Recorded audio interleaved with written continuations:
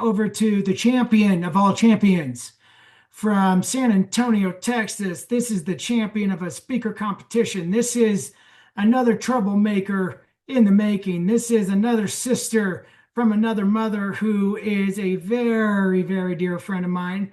This is someone who, when we are at a networking event, we like to cause trouble. And, when I was a younger brother, and I still am a younger brother, let me make that clear. I always said I had a master's degree in being a annoying younger brother. And I was very proud of this. But when Amanda and I get together at a networking event, there's just something within me that clicks in, and we love being like the little rascals that run around and we sing, we start cheering for everybody. And we were at a speaker competition that was just dull because there was a certain community that was not there, and the host couldn't get the energy up. So we took it upon ourselves that we were going to liven up the group. And thank God that we did this because everybody started laughing when we would cheer for them and we started singing. And I'll never forget when they announced that she was the champion and she heard her name, but she didn't even flinch because she didn't believe that was her. And I had to lean backwards and say, "Yo, you're the winner." And she still looked at me like a deer in a headlight routine. And then she finally realized that she was the champion, rightfully so. And with that being said, I love introducing Amanda Ewers because she is like a sister to me, like so many other ladies in this room. But it's so much fun because she's like my partner in crime. And with that being said, Amanda, the summit is yours. I always love his intro. It's great. So, oh my gosh, I've seen some of you before. It's wonderful to be back. So this whole topic, when David came to me, I was like, I don't know if I really have anything right now to offer to this. Um, because my experience with grief has been very complicated, and my story is still very raw and painful sometimes. And it required me to kind of take some reflection, if you will. So if you don't mind, I'd love to share some of the things that I've kind of been working on since this came about as the topic. Um, we're in the midst of this holiday season, and a lot of times we think about the empty chair of a loved one who's not there, or we think about something that has happened around this time of year. For instance, I remember one Thanksgiving when my I was eating. I For some reason I was eating by myself. I was sitting at the table, and my stepmother yells out, "Amanda, do you know so and so?" And I was like, "Yeah, that's my great grandma." "Oh, well, she died." Okay. While I'm eating, right? And fast forward, just last year, I knew that my mother wasn't well, and I knew that the day was coming, but I just happened to be warming up a brownie, right, to kind of soothe my feelings. And sure enough, I get the call that she was gone. And so going into the season and bringing people around the table can kind of bring up some stuff. But that's if I give it that sort of energy. If I connect this event with this action, then I'm giving it the energy. And so I really had to reflect on that. I'm like, okay, so I've got this thing around eating, and how do I feel when I'm sitting at the table with the people that are around me in this moment? Am I anticipating that I'm getting a call? Am I going to anticipate that something bad is going to happen? Or am I going to be present in this moment, in this space, and in this time, and make the best of it?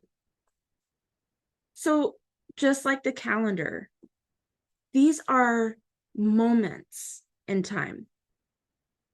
Although significant, how I treat it going forward for the next holiday and the next holiday is whether I bring the darkness or the light with me.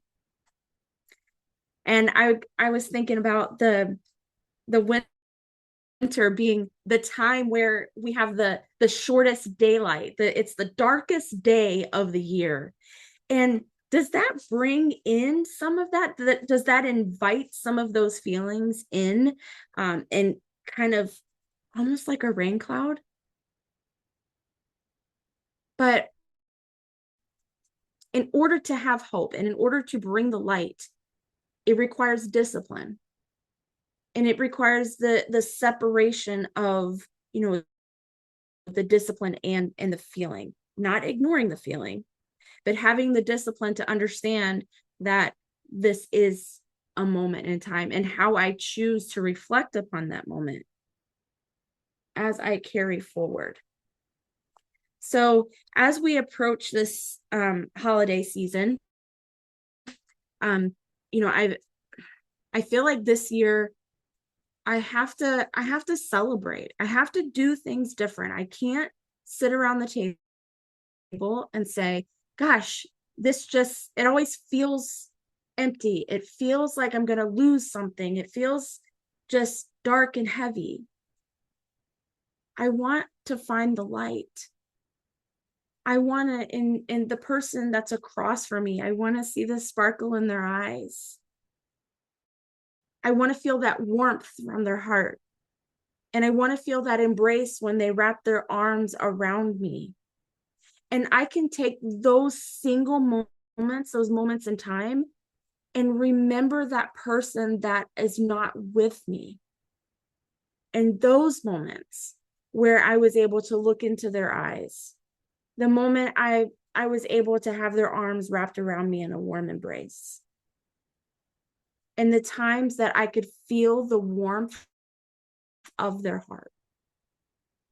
So Thanksgiving, I can you'd be really angry with my stepmother for yelling that out and not thinking anything of it. And I can remember that little girl with the tears running down her face. But those tears meant that that person brought something special into my life to trigger that such emotion. And that's what I want to carry. That's the light that I want to bring with me into each holiday. Instead of remembering the moment that I realized she was no longer with me. And even today, I was kind of looking back at some of the last pictures I have with my mother. And for Thanksgiving this year, they put, they put a photo of her at the dinner, and they had a setting for her at the dinner table. And I didn't know how I felt about that. I always think it's so somber when around when they set the table for veterans for who's no longer with us, and that empty table. And I just thought how special that must be to just have that place set out and to have the spirit of her still there. And I intentionally chose a photo for her that was a moment of celebration. It was from a moment of elevation, if you will, in our family. And it was so pure. So I love that they chose that photo for her place setting. With all of this, it might seem like, okay, that just sounds easy, right? Easy for you to say. And it's easy for me to come from my own experience and to share with you that this is how I'm dealing with it. But everybody's experience is different. But if we can look at being intentional with our energy by saying, I can honor my feelings. I can honor this person. I can honor this moment. And I can do that in a different way, using this new year, if you will, as a threshold into something new. Maybe it looks like an audit. I'm kind of in that space right now of auditing the year and seeing where might I have utilized my time a little bit differently. How might I have done more in self-care, more in spending time with people, or whatever that might look like. And so in that, being intentional with the energy and just having a focus of where that's going, whether that's focusing on the loss of someone, the presence of someone, or the longing for either one of those things. Okay. So I'm gonna give you a quick little thing that you can do for yourself. Okay. So there's 5 areas in our life that we can kind of pour into, that I call them the 5 pillars. And it's going to be emotional, it's going to be spiritual, it's going to be mental, it's going to be physical, and it's going to be financial. Okay. We're not going to get into finances. We can probably connect you with somebody who can do all that, but we can talk about the other 4. A lot of it is interconnected. Yes. A lot of the mental and emotional and all of that is very interconnected. So how can I honor not just the person or the experience or whatever it is that you're kind of longing for right now? What is it that I need emotionally to fill that? Think of it as an empty cup. How would you fill that with a positive emotion, with an intentional energy to really gain control, if you will, of that emotional place within you? And again, going back to the dinner table, instead of reflecting on the tears, I want to reflect on the embrace. That's that feeling, that's that emotion, the emotional connection. When we're talking about your spiritual, that is a lot of inner work. Where can I go within myself, within my community, within my family, and really get more connected spiritually? And that may look different for different people. That might mean spiritually just centering within yourself. That might mean spiritually and getting into scripture. That might mean just recognizing I'm not so sure what that means in my life right now. So I'm going to work on that. I'm going to work on filling that cup to bring that spiritual pillar and build that strong. I truly believe that our loved ones do connect with us in a spiritual way. And again, I don't want to be woo-woo or anything, but I feel a lot more connected to some than others. But there are times where I feel so supported and I don't know where it's coming from. And I think that's that spiritual harness, if you will, of your loved ones that are supporting you from the other realm, if you will. And so that is going to go into our mental place. Probably one of the most difficult places is right between the ears, because it's the things that we listen to, it's the things that we allow to enter into our ears that are going to impact what we're thinking. it's going to affect our heart, how we're feeling, how we're showing up. Everything right here, that mental piece is critical. So when we are trying to go through a process, loss, longing, trying to find the light, trying to rise up, wherever that is for you, being able to find a way of being intentional, of filtering out some of the noise. When we think about our five senses, what are you allowing yourself to listen to? What are you hearing that is affecting the way you're thinking? Are you listening to positive things? Are you listening to sad songs? What are you taking in to drive the emotion? Okay, that's why they're interconnected. Again, if you're listening to that song that maybe you always listen to in the car, or if you lost a spouse and you listen to that song that you dance to, that's going to bring up emotion. But is it bringing up a positive emotion, or is it stirring the hurt? Okay. And we have to be able to understand what we're bringing in, what the noise is, and how it's affecting how we're thinking and how we're feeling.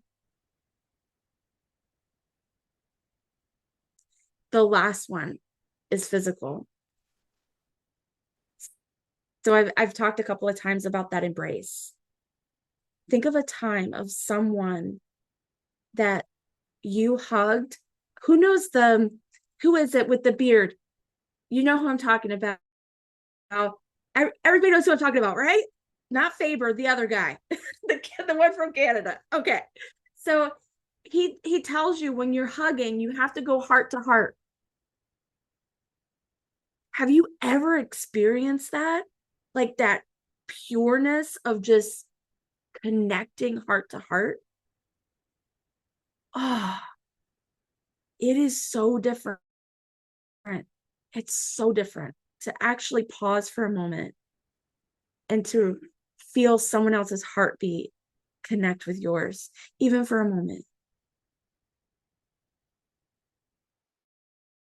So when I tell you all of these things, all of these ways to just pour into yourself, pouring into your pillars, building a strong foundation, because that's what it is. It's a strong foundation that you're building. It gives you the resilience needed to be able to elevate yourself even in those dark moments. Losing someone feels like the darkest day of the year. And we can honor that day. But let's honor our loved ones by thinking about the ways in which their light shined upon us. Whether it's across the table, whether you set a place setting for them, whether you write a book telling their story that they never got to tell. What ways can we continue to sprinkle their light onto the world, all the while bringing that presence into ourselves and recognizing the emotion, the moments, being hopeful and disciplined and not just in feeling.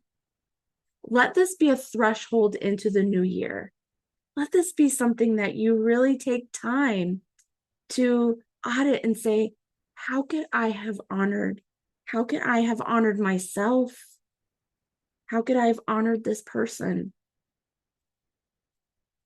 Where do I give this time? What does that look like? Being intentional with your energy is going to be everything. It's going to open your heart. It's going to help you to rise up, and it's going to help you to honor the people that you have loved and lost, and the people that you long for that are still walking around us. Thank you. When you told me you didn't know what you were going to bring to the summit, I knew you did know. It was just deep down there, and you absolutely crushed it, sis. You know, you always make me think, and you make that heart pump even harder. So, Amanda, you're amazing. Keep smiling. I said earlier with our very, very first speaker of the day, with Martha, she has a way to brighten up a room when she walks into a room when she smiles. If the both of you walked into the room with those smiles, I think I would go blind. Um, so, thank you as always for. Bringing your heart, bringing that smile, bringing your soul um, to the summit. And, I'm always going to be reaching out to you because you always have a place on this mountain with us.